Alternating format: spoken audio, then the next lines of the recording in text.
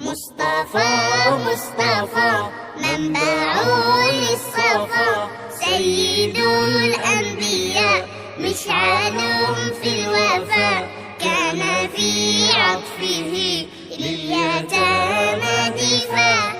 بچیوں کو زندہ در غور کرنا یہ جہاں انتہائی ظالمانہ اور سنگ دلانہ فعل سمجھا جاتا ہے اور سمجھا گیا، قرآن کریم نے اس کے بارے میں ارشاد فرمایا وَإِذَا الْمَوْعُودَةُ سُئِلَتْ بِأَيِّ ذَنبٍ قُتِلَتْ، کہ جب وہ بچی جس کو زندہ در غور کیا گیا تھا وہ پوچھے گی آخر کس جرم میں اس کو زندہ در غور کیا گیا، کس جرم میں مارا گیا۔ دیکھنا یہ ہے کہ عورت کی یہ تذلیل آیا سارے قبائل عرب میں تھی یا بعض میں تھی، اور اگر بعض میں تھی تو اس کی وجوہات کیا تھی، اس کی ابتدا کیسے ہوئی۔ پہلی بات یاد رکھیں کہ عربوں کی خصوصیات میں یہ بات شمار کی گئی ہے کہ وہ شرفاء خاندانوں میں اور شرفاء عورتوں سے نکاح کو ترجیح دیتے تھے۔ یہ بات بھی عورت کی عزت اور منقبت پر دلالت کرتی ہے ان کے ہاں۔ دوسری بات یہ ہے کہ پھر وہ عورت کو، بچی کو زندہ در غور کیوں کرتے تھے، اس کی ابتدا کہاں سے ہوئی۔ اہل علم نے اس رسم بد کی مختلف وجوہات نقل کی ہیں، جس میں ایک بڑی وجہ بنو تمیم کا اس رسم میں بہت زیادہ شامل ہونا بھی ہے، کہ بنو تمیم کے ہاں اس رسم کی بہت زیادہ اہمیت تھی اور بنو تمیم اس کو گویا کہ ایک اہتمام کے ساتھ سر انجام دیتے تھے۔ بنو تمیم میں یہ رسم کب آئی، بنو تمیم میں اس رسم کی ابتدا کیسے ہوئی، کہاں سے ہوئی اور کیوں ہوئی۔ اس بارے میں لکھا ہے کہ بنو تمیم، جیسے میں گزشتہ عرض کر چکا ہوں کہ ان قبائل کا آپس میں جھگڑا رہتا تھا، اور یہ ایک تاریخ کا ایسا واضح یعنی وہ بات ہے تاریخی جو معمولی سیرت یا عربوں کی تاریخ سے تعلق رکھنے والا خوب سمجھتا ہے کہ یہ لوگ آپس میں جنگ و جدال اور قتال کے معاملے میں اکثر مصروف رہتے تھے۔ اس سلسلے میں بنو تمیم پر ہیرا کے بادشاہ نے ٹیکس لگایا ہوا تھا۔ انہوں نے ٹیکس ادا کرنے سے انکار کر دیا، جس کے نتیجے میں اس نے دوسر نامی اپنے ایک سپہ سالار کو بنو تمیم پر چڑھائی کے لیے بھیجا۔ بنو تمیم لڑائی کے لیے آمادہ ہو گئے، لڑائی ہوئی، قتال ہوا اور خون ریزی بھی ہوئی۔ نتیجے میں دوسر بنو تمیم کی عورتیں ساتھ اٹھا کر کے لے گیا اور ان کو باندی بنا لیا۔ بعضدہ بنو تمیم ٹیکس لے کر گئے، صلح کے لیے حاضر ہوئے۔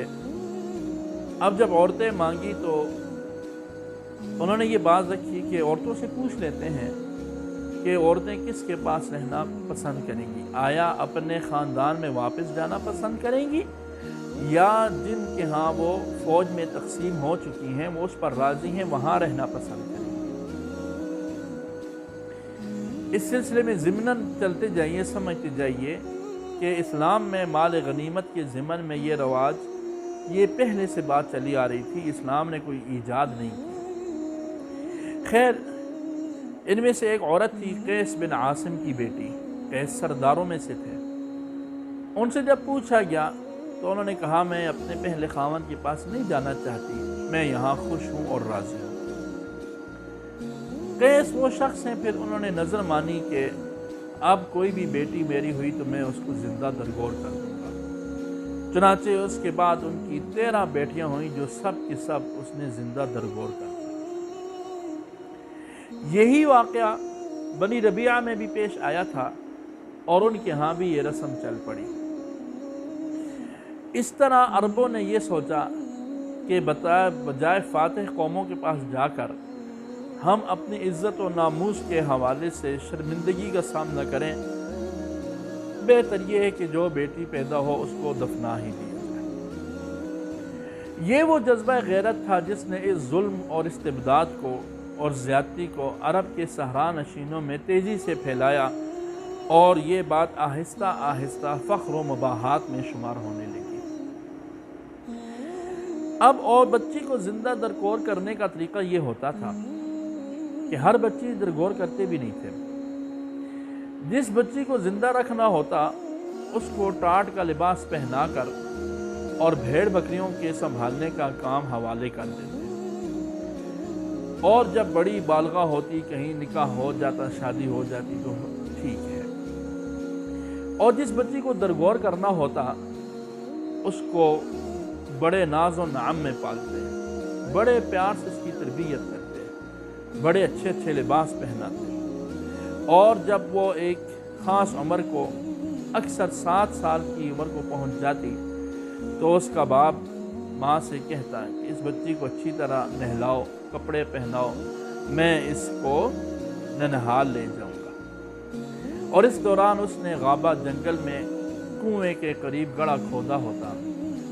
وہ بچی جو نہا دھو کر، نیا لباس پہن کر، خوشی خوشی اس کے ساتھ اس خیال سے چلتی کہ میں نانی کے ہاں جا رہی ہوں، اس بچی کو لا کر اس گڑھے کے پاس کہا جاتا کہ بیٹا دیکھو گڑھے میں کیا ہے۔